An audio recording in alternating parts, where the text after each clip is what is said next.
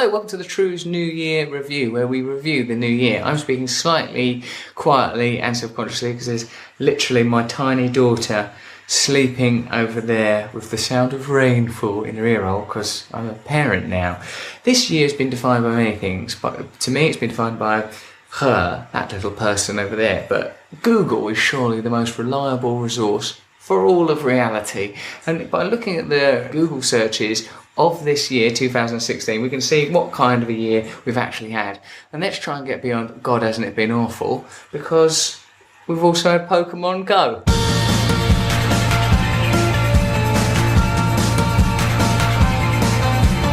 That is the most searched thing this year. Do you know what? I think I did search it myself. I think when Pokemon Go happened, I went, what the blazes is this Pokemon Go? What is a Gaza? Who are these Beatles? Well, Pokemon Go, man, you just imposes another level of reality over actual reality. Which is what we're doing all the time anyway, aren't we? Perhaps you'll impose the reality of bigotry, yeah? Or maybe you'll impose the reality of love. That's what I impose over things. Pokemon Go, I never actually played it. I went to a poker gym or anything like that. Even when I was actually that sort of age, I couldn't do stuff like that. I'm just not that type of person. iPhone 7, Donald Trump, Prince, Powerball. Don't know what Powerball is. Out of touch. In our country, you know, there's a lot of things about death around the news, of course, elections and Brexits and shootings. And it makes you think, good God, what a terrible year of challenges it was. But let's not forget some of the still horrible, but a bit lighter things that happened. There was those clowns. Creepy clown sightings are happening across the country. There are concerns tonight that these creepy clowns and threats online will continue to grow. What a weird phenomenon that is. Doesn't that show sort of how the capacity for memes and psychological viruses continually exists? People start doing weird clown attacks, then people go, hey, don't do any weird clown attacks. What's that you said about weird clown attacks? Don't do weird clown attacks. Weird clown attacks, you say? Yeah, don't do weird clown attacks. And before you know it, weird clown attacks is one of the most common things that's happening in the world. This clown caught on video waving in Virginia. Then there's this clown spotted in Wisconsin holding these black balloons. From something that doesn't exist at all, except for in the imagination of a few horror writers, it becomes a thing that's one of the most searched phenomenons in the world. So that shows you the power of an idea. That's why the world can always change, because an idea can go from one neurological quirk, a little sprightly leap of energy, to infecting the entire world. Pokemon Go didn't exist, then it existed everywhere.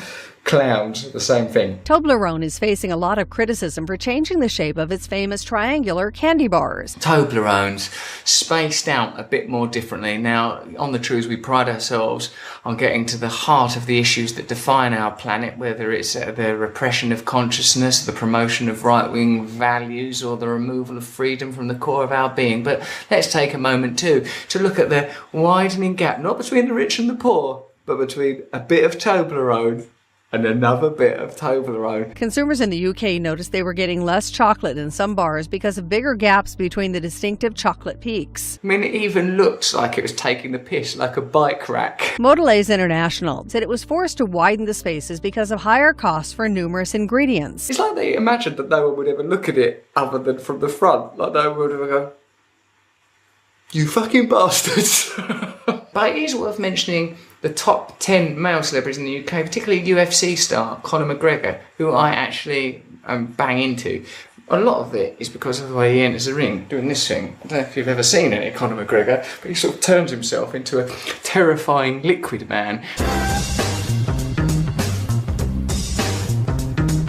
He's also a super astute, super smart person and a brilliant fighter. We'll be hearing more about Conor McGregor, particularly if he gets his Floyd Mayweather fight. Me? I'm well into fighting. What else has been going on in this crazy, bonkers, bananas galaxy of ours? Honey G. It's all good from Diego to the Bay. If your city is the bomb, then your city make you pay. I don't know. I think that's probably a problem with the postmodern world, that there's so many layers of reality now. Like reality TV is not quite reality. X Factor is sort of a parody of itself, sacking people, bringing people back. Hip hop music, which in itself is sort of the reclamation and reorganisation of tracks wrapped over with an MC. But by the time you get to Honey G, I don't know where you go now, like what you would do to sort of parody that. There's an episode of The Simpsons once where Itchy and Scratchy introduce a cartoon dog to boost flagging ratings. Can we put him in more of a hip-hop context? Forget context. He's got to be a surfer. Give me a nice schmear of surfer. I feel we should Rastify him by 10% or so. Oh, yeah. Bingo. There it is. That's what I sort of felt when I was watching Annie G. No disrespect to Annie G, who is a fellow sort of fragment of the divine total consciousness. But she's a bit like that cartoon dog in the episode of The Simpsons. I mean, have a look. Top 10 global musicians, Celine Dion. Can't knock her off the top. No, don't matter. She will go on. Celine Dion, she's told us it enough times and she fucking means it. My heart will go on and on. Top 10 TV shows. There's a medium I can understand. Stranger Things, I'd bang into that. I liked its sort of revivalist 80s feel. I thought the child actors were brilliant. I liked the continuing allusions to another world, another dimension.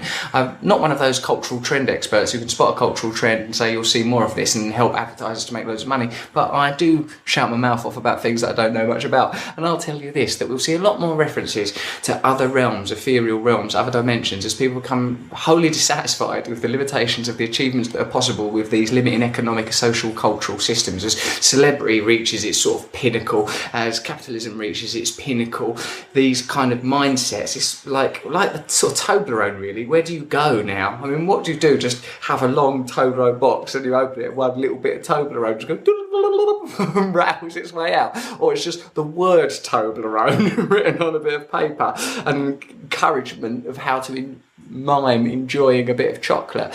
Like what I suppose we're experiencing is what follows post-modernity, what follows post-secularism, the re-emergence of religion in the social sphere. Did it ever really go away? These are the kind of things I'm learning on my university course, and the point where the only things that products can do and culture can do is reference itself and eat itself. Truly, truly, this is the end of days. Something new has to emerge. Something from another dimension has to manifest itself here. Strictly Come Dancing, I absolutely obsessively like it. Mostly I like Craig Revel-Horwood because he is the sort of voice of absolute reason. He refuses to kowtow. He just, with absolute veracity, validity and consistency, judges a dancing competition. Well, darling, your shoulder was a little high when you went into that arabesque. And you just think, oh, I can trust this guy. Sadly, for me, it wasn't anything, I think, to do with rumba. So Strictly Come Dancing, great show this year. Also, The Crown. We have a new sovereign, young and a woman. Try having strong anti-monarchist and leveller sentiments and then watching The Crown. Like, you know me, I'm always like making jokes about, oh, the opening estate, oh, she's got that gold hat on her head, oh, the royal family, it's cost us money. You watch that Crown, it's such a brilliantly made piece of television. Long live Queen Elizabeth. By the end of the second episode, I was sitting bolt upright, singing the national anthem. The Crown must win. Must always win.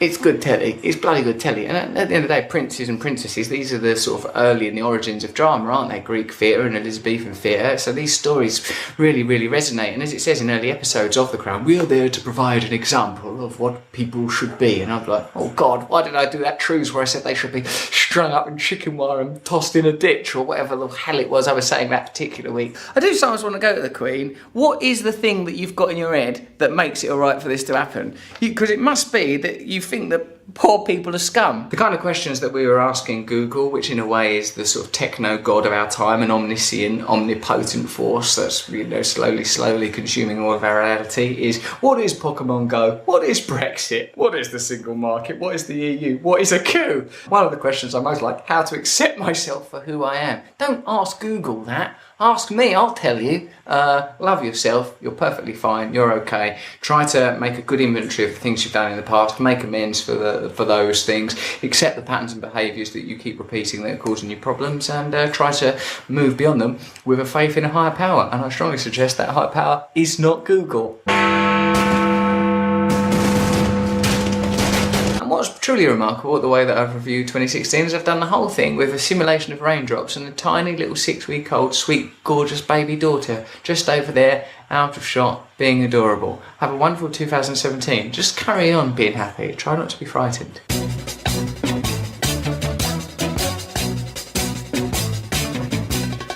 Nose is a tool that is abused to fool you, and meant to leave you scared and confused.